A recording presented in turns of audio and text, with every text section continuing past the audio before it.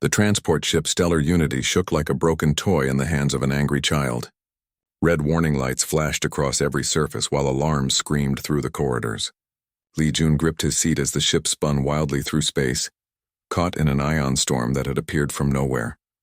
"All hands, prepare for emergency landing," Captain Veltar's voice crackled over the communication system. His reptilian features were tense with fear as he struggled to control the dying ship. Li Jun looked around the passenger area. 12 different alien species sat strapped into their seats, all representing their worlds in what was supposed to be a peaceful diplomatic mission. Now they were all going to die together on some unknown planet. The ship hit something hard. Metal screamed and twisted. The lights went out. Li Jun felt himself thrown forward as gravity took hold of the broken vessel. Then everything went black. When Li Jun woke up, cold air was rushing through a massive crack in the ship's hull. His breath came out in white clouds. Ice crystals were already forming on the walls around him. He checked himself for injuries, a few cuts and bruises, but nothing serious. His years working in Antarctica had taught him to stay calm in bad situations. He looked around at the other survivors. Captain Veltar was trying to stand but kept falling down. His green scales were already turning a darker color from the cold.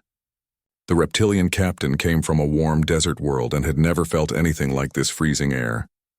Ambassador Crix sat in her seat, her insect-like body shaking violently. Her species, the Chitauri, had hard shells that protected them from many things but not from cold like this. Her large compound eyes looked confused and scared. Dr. Zenth was the worst off. The aquatic alien needed moisture and warmth to survive. Her blue skin was already getting pale and her breathing was becoming shallow.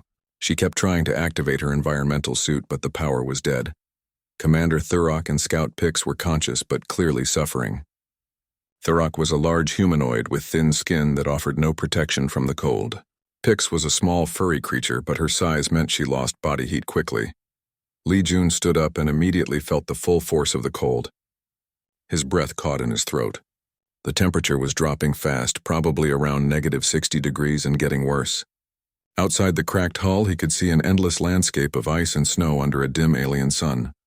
"The life support is failing," Captain Veltar said through chattering teeth. "We have maybe 1 hour before the ship becomes completely uninhabitable." "What about the emergency beacon?" Ambassador Crix asked, her voice weak. "Damaged beyond repair," Veltar replied. "We are on our own." Li Jun walked to the crack in the hull and looked outside. The wind was picking up and snow was starting to fall. His experience in Earth's polar regions told him they were in serious trouble. This was not just cold. This was the kind of cold that killed quickly. "We need to build a shelter," Li Jun said, turning back to the group. The aliens looked at him with confusion. "Build?" Dr. Zenth asked weakly. "We need to repair the ship's heating system or call for rescue." "There is no time for that," Li Jun said firmly. "Look around you. The ship is broken. The heating is dead. If we stay here, we will freeze to death before morning." "Surely our technology can solve this," Commander Thurok said, though he was shivering badly. "We are advanced civilizations. We do not build things with our hands like primitives." Li Jun ignored the insult. He had heard worse from people who thought humans were backward. Right now, their advanced technology was useless metal and plastic. What mattered was staying alive. He began moving through the wreckage, collecting anything that could be useful. Metal plates from the walls, thermal blankets from the emergency supplies, cables, battery units. Anything that could help build a shelter or provide heat. "What are you doing?" Scout Pix asked, watching him work. "Survival," Li Jun answered simply. He dragged a large piece of hull plating toward the crack. "You can help me or you can sit there and freeze. Your choice."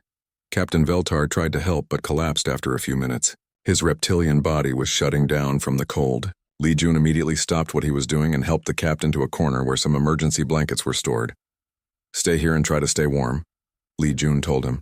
"Do not move around too much. You need to save your energy." As he worked, Li Jun explained what he was doing. "I am creating a windbreak first.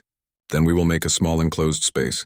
The smaller the space, the easier it is to heat with our body warmth and whatever power we can get from the ship's batteries." Dr. Zenth was getting worse. Her aquatic physiology was not designed for this environment at all. Li Jun found a water recycling unit that still had some power and set it up near her. The warm water vapor would help keep her alive a little longer. "How do you know these things?" Ambassador Crix asked. She was starting to understand that the human might be their only hope. My world has places like this, Li Jun said as he worked. Humans have lived in cold places for thousands of years. We learned how to survive or we died. The temperature continued to drop as the alien sun began to set. Li Jun worked faster, using his hands to bend metal and tie cables. The other aliens watched in amazement as he created something useful from broken pieces. Your hands, Dr. Zenth observed weakly. They are so flexible. You can manipulate materials in ways our appendages cannot. Evolution, Li Jun said simply.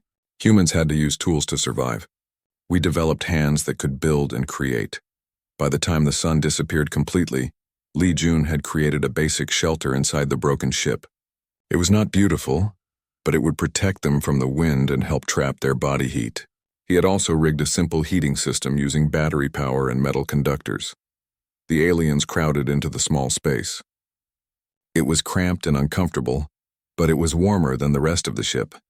Li Jun shared his food rations equally among all survivors, even though some aliens could not eat human food. Why are you helping us? Commander Thurok asked.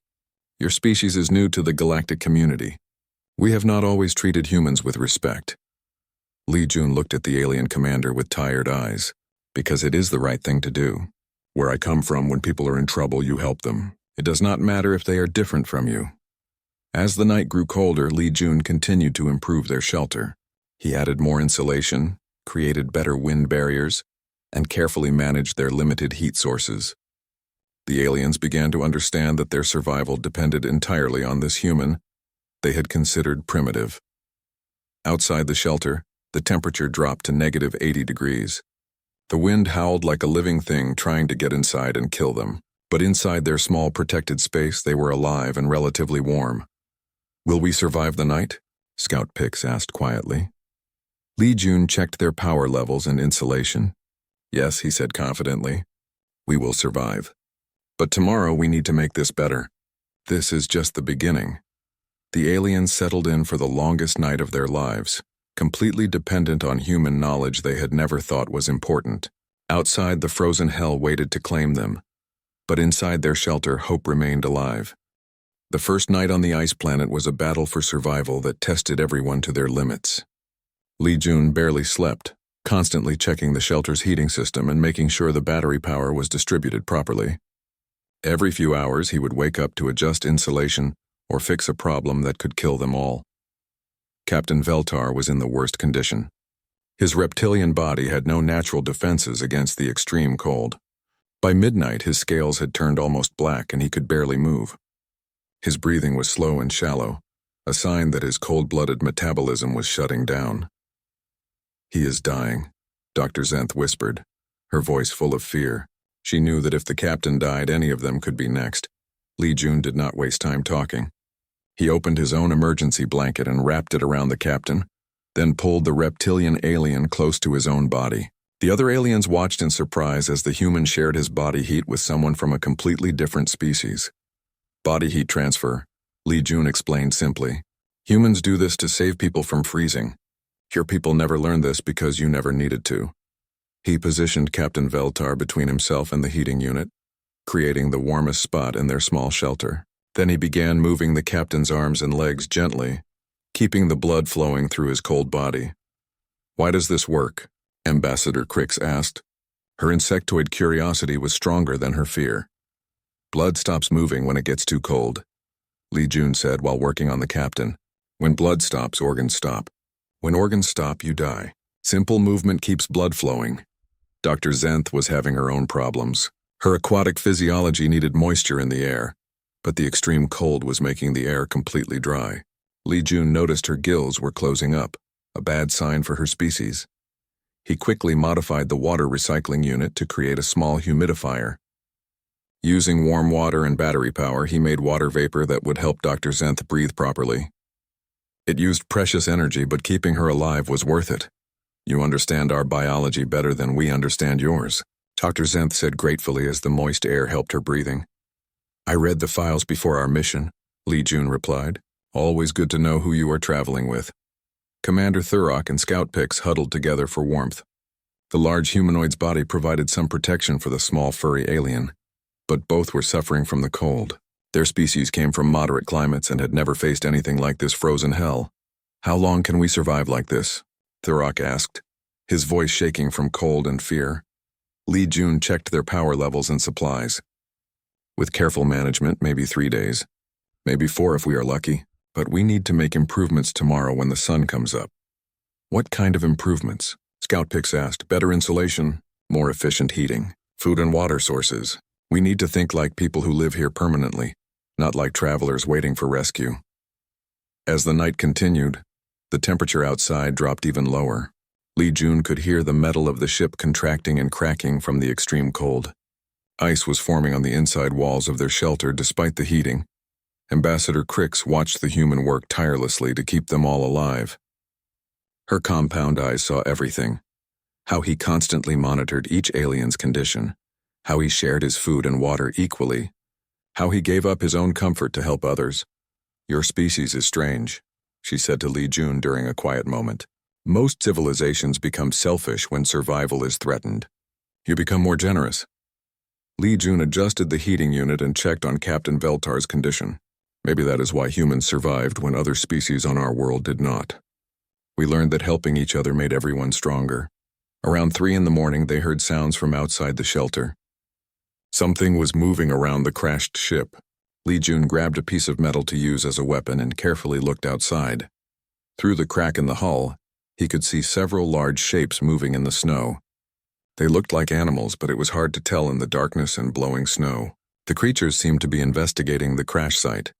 "What are they?" Dr. Zenth whispered. "I do not know," Li Jun said honestly. "But they are alive, which means this planet can support life. That is good news for us." The creatures eventually moved away, but their presence gave Li Jun hope. If animals could survive here, then maybe the survivors could too, with the right knowledge and preparation. As dawn approached, Li Jun noticed something disturbing. One of the minor diplomatic aides, a Gorvani named Kalox, had refused to stay in the shelter during the night. The proud alien had insisted that his people did not need help from primitives and had tried to survive in another part of the ship. When Li Jun went to check on him, he found Kalox frozen solid, his body covered in ice crystals. The alien had died sometime during the night, killed by his own pride and ignorance. Li Jun returned to the shelter with the sad news. The other aliens were shocked and frightened. If an advanced being like Kalox could die so easily, what hope did any of them have? "This is what happens when you ignore reality," Li Jun said firmly. "The cold does not care about your technology or your pride. It only cares about physics and biology. You survive by respecting the environment, not by pretending you are superior to it." The surviving aliens began to understand that their advanced civilizations had made them weak in some ways. They had become so dependent on technology that they had forgotten the basic skills of survival. When the alien sun finally rose, Li Jun assessed their situation. They had made it through the first night, but barely. Captain Veltar was alive but very weak. Dr. Zenth was breathing better thanks to the humidity, but still struggling. The others were cold and scared but functional. "Today we improve our situation," Li Jun announced. "We make this shelter better. We find food and water sources, and we prepare for tonight. Because tonight will be even colder." The aliens looked at their human companion with new respect. They were beginning to realize that this primitive being might be the most advanced among them when it came to the skills that actually mattered for survival. Li Jun began planning their next steps. Outside the shelter, the frozen hell waited with temperatures that could kill in minutes. But inside their small protected space, hope was growing stronger. They had survived one night. With human knowledge and alien cooperation, they might survive many more. The real test, however, was just beginning. Li Jun could see storm clouds gathering on the horizon, and his experience told him that much worse weather was coming their way. Li Jun woke up early and immediately knew something was wrong. The air pressure felt different and the wind outside had changed direction. He had felt this before during his years in Antarctica. A massive storm was coming, and it would be bigger than anything they had faced so far. He stepped outside the shelter to get a better look at the sky. Dark clouds were building on the horizon, moving fast across the frozen landscape. The wind was picking up speed, and the temperature was dropping even more. His experience told him they had maybe 6 hours before the storm hit with full force. "We have a problem," Li Jun announced when he returned to the shelter. The aliens were just waking up, still cold and miserable from their first night on the ice planet. What kind of problem? Ambassador Crix asked, though she already feared the answer. A blizzard is coming. A big one. The winds will be over 200 kilometers per hour, and the temperature will drop to at least negative 120 degrees. Our current shelter will not protect us from that. The aliens looked terrified. They could barely survive the current conditions, and now Li Jun was telling them it would get much worse. How can you possibly know this? Commander Thurok asked. Our weather sensors are damaged. Li Jun pointed to the sky and the changing wind patterns. You learn to read the signs when your life depends on it. See how the clouds are moving? See how the wind direction changed? My people have been predicting weather like this for thousands of years. Dr. Zenth was still weak but getting better thanks to the humidity system Li Jun had created. What do we do? She asked. We build a better shelter. Much better. And we do it fast. Li Jun immediately began working with desperate energy. He had faced storms like this before, but never with the responsibility of keeping multiple alien species alive. He started by expanding their current shelter, using more hull plates to create additional chambers. Why multiple rooms? Scout Pix asked as she watched the human work. Compartmentalization, Li Jun explained while dragging heavy metal pieces. If one part of the shelter fails, the others can still protect us. Also, smaller spaces are easier to heat efficiently. Captain Veltar was feeling slightly better after the warming treatment, but still very weak. He tried to help by pointing out useful materials in the wreckage. There are more battery units in the cargo section, he said through chattering teeth. Li Jun immediately went to recover the batteries. Power was life in this environment. The more electrical energy they had, the longer they could survive. He also found more thermal blankets and some emergency food supplies. As he worked, Li Jun explained his plan to the aliens. The storm will try to destroy anything above ground level, so we build most of our shelter low and strong. We use the natural protection of the ship's wreckage and reinforce it with additional barriers. Ambassador Crix used her insectoid strength to help move smaller pieces of debris. Your species has remarkable adaptation abilities, she observed. You can analyze a completely new environment and develop survival strategies within hours.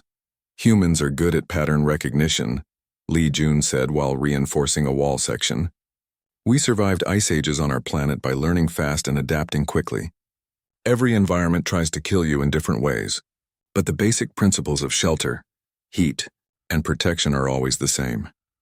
Commander Thurok finally started helping when he realized their situation was truly desperate. Despite his earlier pride, he began following Li Jun's instructions without question. What do you need me to do? He asked. Help me create wind barriers around the shelter entrance. The storm will try to get inside through any opening. We need to create a maze that blocks the wind but still allows us to get air. As they worked together, Li Jun taught the aliens basic survival principles. Never fight the environment directly. Use its own forces against it. Redirect the wind instead of trying to stop it. Use the cold to freeze your barriers in place instead of trying to heat everything. Dr. Zenth could not do heavy work, but she helped by organizing their supplies and making sure everything was accessible. How do you stay so calm? She asked Li Jun. Are you not afraid of dying? Li Jun paused in his work and looked at her honestly.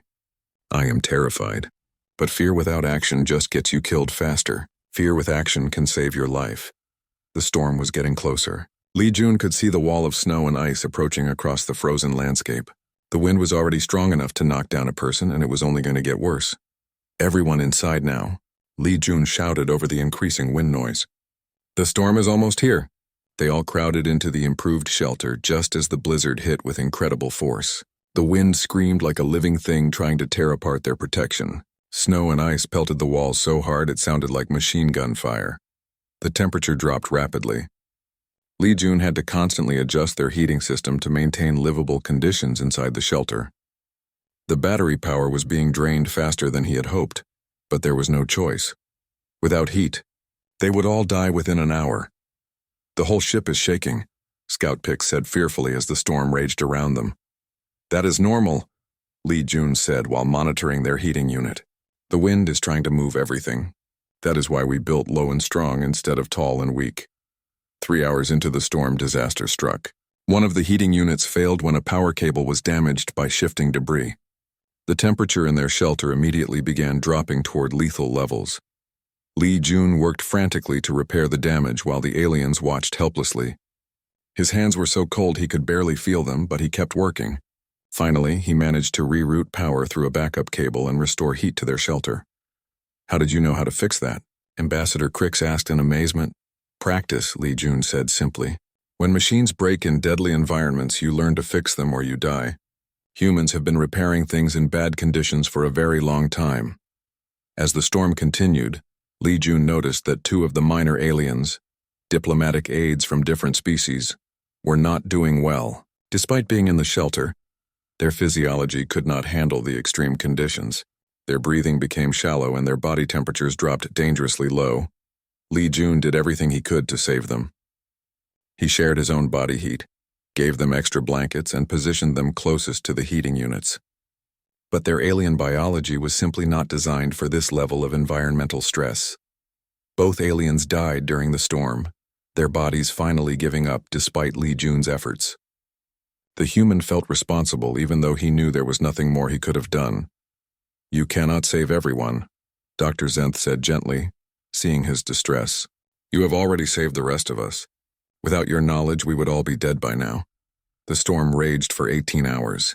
When it finally passed, Lee Jun carefully ventured outside to assess the damage. The landscape had completely changed. Snowdrifts were piled up to 3 meters high, and the remaining ship wreckage was buried under tons of ice and snow. But their shelter had survived. Lee Jun's design had protected them from the worst storm any of them had ever experienced. The aliens began to understand that human primitive knowledge was actually sophisticated environmental science that their advanced civilizations had never needed to develop. "We lived through that," Commander Thurok said in amazement as they looked out at the transformed landscape. "Yes," Lee Jun said quietly, "we lived through that. But we lost 2 more friends and there will be more storms. We need to keep improving if we want to survive until rescue comes." The aliens looked at their human protector with deep respect and gratitude. They were beginning to realize that sometimes the most advanced knowledge was also the most basic. After surviving the great storm, Lee Jun knew they could not just wait for rescue anymore. They needed to create a sustainable way of living on this frozen planet. The storm had buried most of the ship's wreckage under meters of snow and ice, but it had also revealed something important. They were tougher than they thought. The surviving group now consisted of 6 beings: Lee Jun, Captain Veltar, Ambassador Crix, Dr. Zenth, Commander Thurok, and Scout Pix. They had learned to work together during the storm, and now Lee Jun needed to teach them how to thrive in this hostile environment.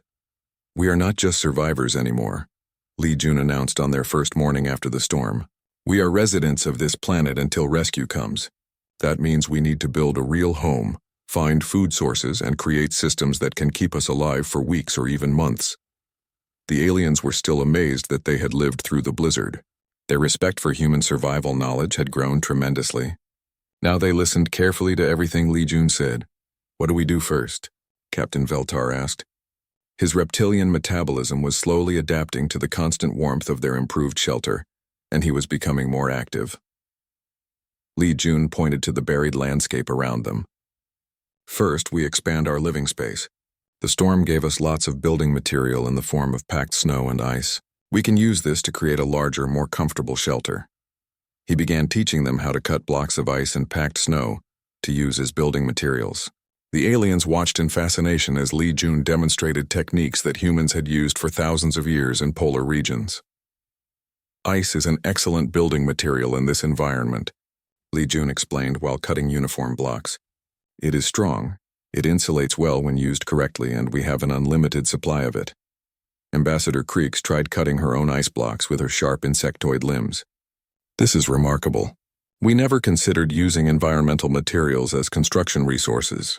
Our technology always provided everything we needed."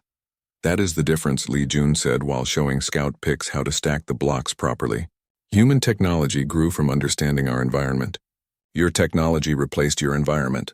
Both approaches work, but only one helps when the technology fails." Over the next few days, they built an impressive ice and metal compound. Lee Jun designed it with multiple rooms for different purposes: sleeping areas, food storage, equipment maintenance, and even a common area where they could gather and maintain morale. Commander Thurrock proved to be an excellent helper once he understood the construction principles. His large frame and strength made him perfect for moving heavy ice blocks and metal pieces. "I am beginning to understand why humans were successful on your world," he said while working. "You turned problems into solutions." The next challenge was food. Their emergency rations would not last much longer, and Lee Jun had noticed signs of animal life on this planet. During the storm, he had heard sounds that suggested there were creatures living in the ice and snow. "We need to hunt," Lee Jun announced. "I have seen tracks and heard sounds that indicate there are animals here. If they can survive, they can provide food for us." Dr. Zenth was concerned. "Is it safe to hunt unknown alien creatures? What if they are poisonous or dangerous?" "Everything is dangerous when you are starving," Lee Jun replied practically. "But you are right to be careful. We will start small and test everything before eating it." Lee Jun created simple hunting tools from salvaged ship materials. He made spears from metal rods, traps from cables and springs, and even a basic bow from flexible materials. The aliens were amazed at how he could turn broken technology into primitive but effective tools. Scout Pix, with her small size and natural stealth, proved to be an excellent tracker. She could move quietly through the snow and spot animal signs that the others missed. "There are definitely creatures living here," she reported after her first scouting mission. Small ones that burrow in the snow and larger ones that hunt them. Their first successful hunt was a small creature that looked like a cross between a rabbit and a fish. It had thick fur to protect against the cold and seemed to feed on some kind of algae that grew under the ice. Lee Jun carefully tested the meat before allowing anyone to eat it. "The protein structure is compatible with most of our physiologies," Dr. Zenth confirmed after analyzing a small sample. This could be a sustainable food source.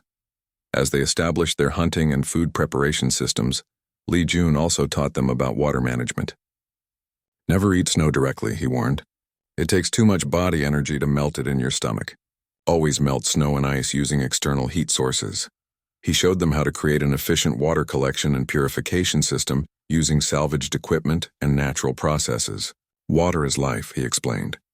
"You can survive for weeks without food, but only days without water. In this environment, dehydration can kill you as fast as freezing." Ambassador Crix documented everything Lee Jun taught them. "These techniques," she said while recording their water purification process, "they are not primitive at all. They are elegant solutions to complex environmental challenges. Our civilizations lost this knowledge when we developed artificial environments. As days passed, their ice compound grew larger and more sophisticated." Lee Jun established work schedules and responsibilities for everyone. Captain Veltar, with his military experience, became responsible for security and watch duties. Commander Thurrock handled construction and heavy labor. Dr. Zenth managed their food and water systems. Scout Pix served as their scout and hunter. Ambassador Crix documented their techniques and maintained their equipment. "We are becoming a real community," Dr. Zenth observed one evening as they gathered in their common area, each of us contributing different skills and knowledge. Lee Jun nodded. "That is how humans survived the ice ages on Earth. No single person could know everything needed for survival, but a group of people working together could overcome any challenge." They also established communication protocols and emergency procedures. Lee Jun taught them how to read weather signs so they could predict and prepare for future storms. He showed them how to maintain their equipment and create backup systems for critical functions like heating and water purification. "Why do you always plan for failure?" Commander Thurrock asked as Lee Jun created redundant heating systems. "Because failure is normal," Lee Jun replied. "Machines break, weather changes, people make mistakes. If you plan for everything to work perfectly, you die when something goes wrong. If you plan for things to fail, you survive when they do." One evening, as they sat around their heating unit sharing a meal of local meat and melted ice water, Ambassador Crix asked Lee Jun a serious question. "When rescue comes, what will you tell them about us?" Lee Jun thought carefully before answering. "I will tell them that you learned to survive. That when your technology failed, you found other strengths. That being advanced does not mean being helpless." "And what will we tell them about humans?" Dr. Zenth asked. Lee Jun smiled. "Tell them whatever you think is true." Captain Veltar spoke up. "We will tell them that humans possess knowledge our civilizations forgot we needed. That sometimes the oldest solutions are the best solutions. That your species should be respected not for your technology but for your wisdom. Their little civilization was working. They had shelter, food, water, and most importantly, hope. Lee Jun had not just kept them alive, he had taught them how to live. And in doing so, he had changed how they saw both humanity and themselves. Outside their compound, the frozen hell still waited with its deadly cold and violent storms.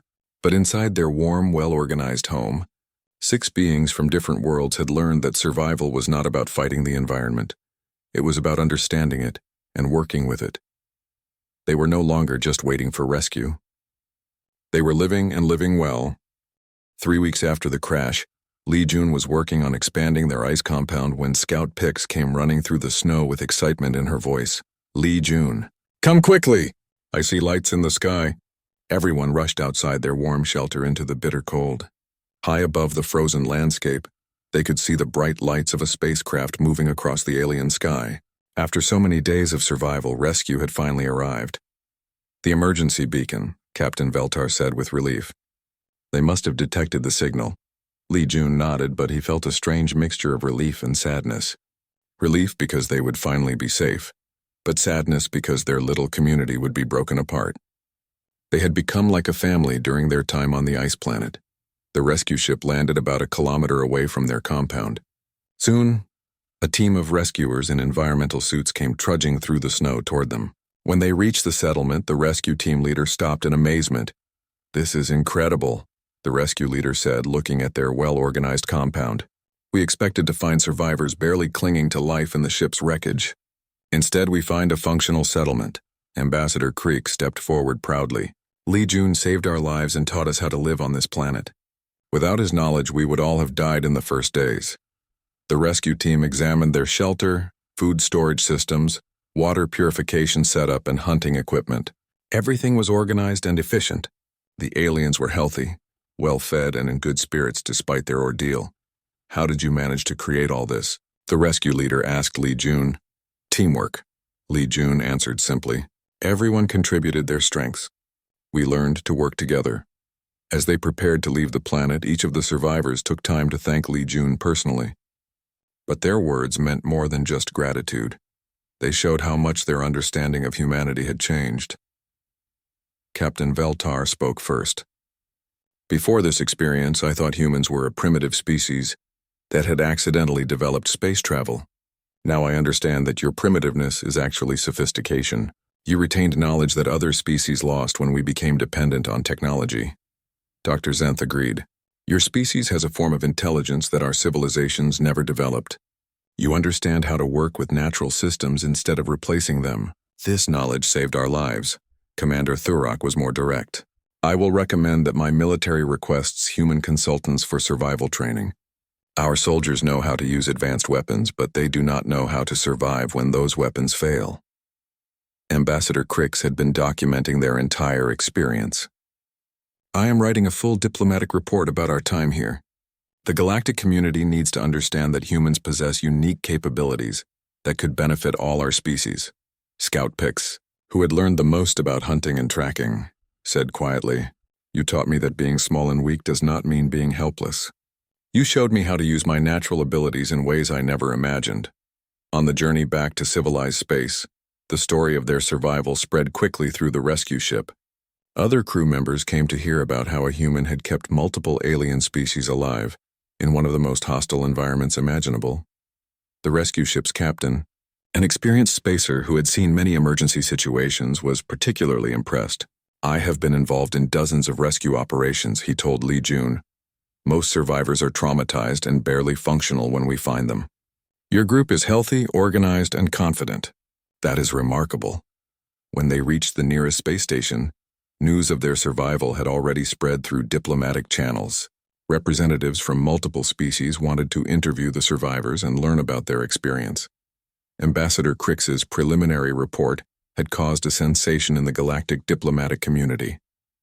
She had written, "The human Lee Jun demonstrated survival capabilities that exceed anything in our technological databases. His knowledge appears to be instinctive rather than learned, suggesting that humans possess evolutionary adaptations that make them ideal for exploration and colonization of hostile worlds." Captain Veltar's military report was equally impressive. "Human survival techniques are based on principles of adaptability and resource optimization that should be studied by all spacefaring species. In extreme environments, human knowledge proved more valuable than our most advanced technology. Dr. Zenth's scientific analysis focused on human biology and psychology. Humans appear to have retained physical and mental flexibility that other species traded away for specialization. This flexibility allows them to adapt quickly to new environments and develop novel solutions to survival challenges.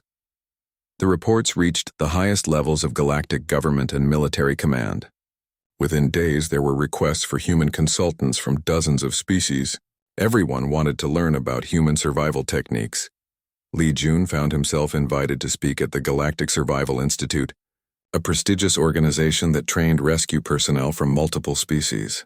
His simple explanations of basic survival principles amazed audiences who had never considered such approaches. The key to survival, Li Jun told a room full of advanced alien scientists, is not fighting the environment. The key is understanding what the environment wants to do to you, and then working with those forces instead of against them. The impact of their survival story continued to grow. Space exploration agencies began requesting human crew members for missions to hostile planets. Military organizations wanted human trainers for their survival programs. Even civilian groups began studying human techniques for emergency preparedness. But perhaps the most important change was in how the galactic community viewed humanity itself. Before the crash, humans were seen as newcomers with crude technology and primitive social systems. After the rescue, humans were recognized as possessing unique and valuable capabilities that complemented the advanced technologies of other species. Ambassador Crix's final diplomatic report concluded, "We recommend immediate elevation of human status in the galactic community. Humans should be recognized not as a developing species requiring guidance, but as a mature species offering unique expertise. Their survival knowledge represents a form of intelligence that our civilizations need." Months later, when Li Jun had returned to his research station in Antarctica, he received messages from his fellow survivors. They had all returned to their homeworlds, but they stayed in contact and continued to apply what they had learned on the ice planet. Captain Veltar had established a new survival training program for his military that was based on human techniques. Commander Thurok had requested assignment to exploration missions specifically, so he could work with human crew members. Dr. Zenth was conducting research on adaptive biology that incorporated human survival principles. Scout Pix had become a renowned tracker and guide, using skills she learned from Li Jun to help exploration teams on dangerous worlds. Ambassador Crix had been promoted to lead the new Interspecies Survival Cooperation Council, but Li Jun himself remained unchanged. To him, what happened on the ice planet was just another survival situation. He had done what needed to be done to keep people alive. The fact that it changed how the galaxy viewed humanity was interesting, but not surprising.